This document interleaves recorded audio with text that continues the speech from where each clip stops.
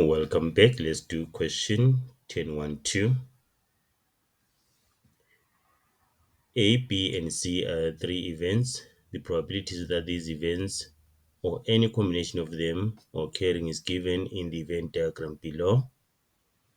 Determine the probability that at least two of the events will take place. At least two of the events will take place. So we have this region here. That's probability of A and B occurring. We have this region here. That's probability of A and C occurring. We have this region here. That's probability of B and C occurring. And then we have the probability of all the three events occurring. At least two means two or more. So we're taking all these, we're adding all this. And remember that in the previous question, we managed to find the value of x, which is 0.16.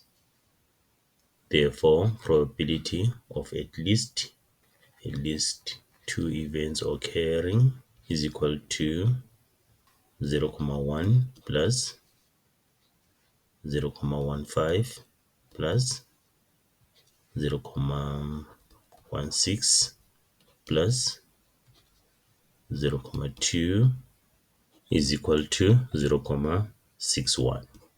The probability of at least two events occurring is 0.61.